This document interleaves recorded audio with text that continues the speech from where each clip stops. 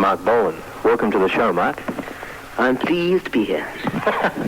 Listen, let's talk about T.rex. How did you sort of become a famous pop star? I don't know, really.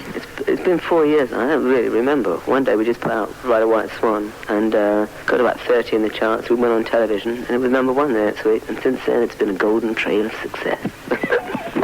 Listen, when did you first get interested in music? When I was about 9, I think. Yeah. But when did you really did you get a group together when you were in your early teens or whatever? Yeah, I goofed about when I was on a guitar, but not too much. I mean, I didn't really start playing seriously until I was 17, and I was more into writing then. I made my first record when I was 17. I'm still 17. Okay.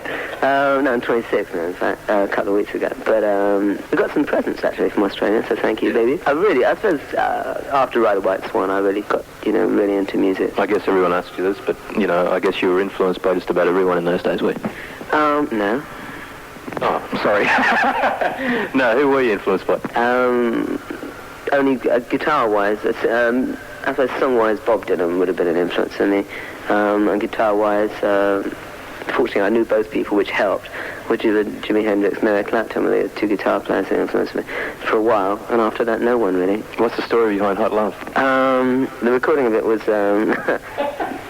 what we did. I went in the studio with a rough idea of a song, and I decided, at that point it was only me and Mickey, you see, so I got in a drummer, and we just sort of tried it out. It didn't really work properly, and I got in a bass player, and it sounded really good, and we did it, and Howard and Marc, who were in the Mothers of Invention, who are now Flo and Eddie, and were the Turtles, were in town, and I put them on the backing track, and then I put strings on it, and I put it out, and as I said, did 14 million, just #1 2 days. Tonight my guest on 2SM is Marc Bolan.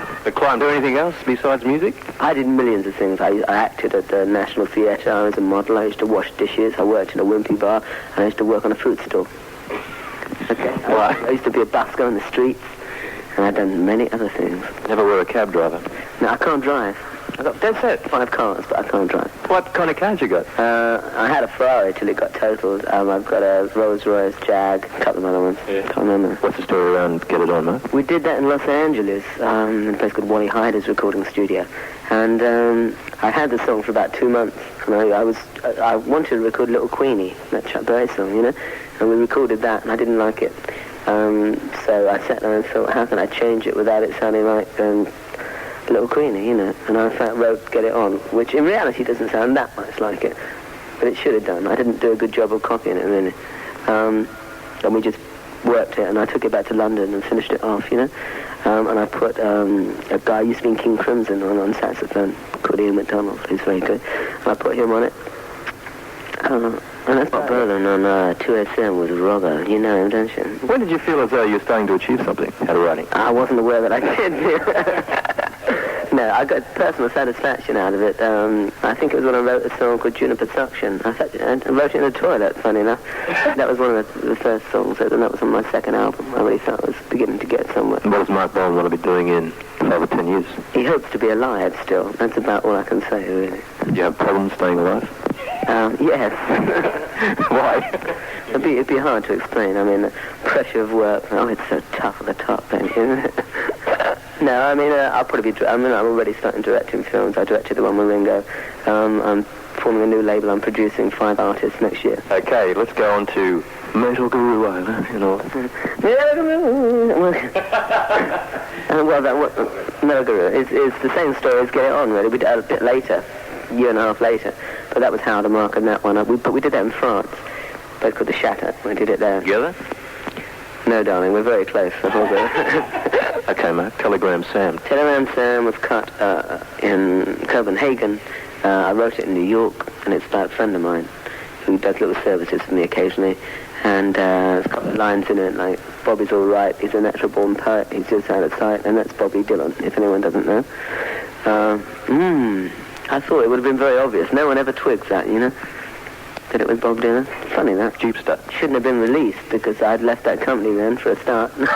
But the story behind Jeepster, that was done for the Electric Warrior album. Right? We did that in New York, in the studio that Paul Simon did the Boxer, and all those bits on dun dun dun gong, gong, is me banging on the floor. It's had a wooden floor, so it was a cathedral, you know.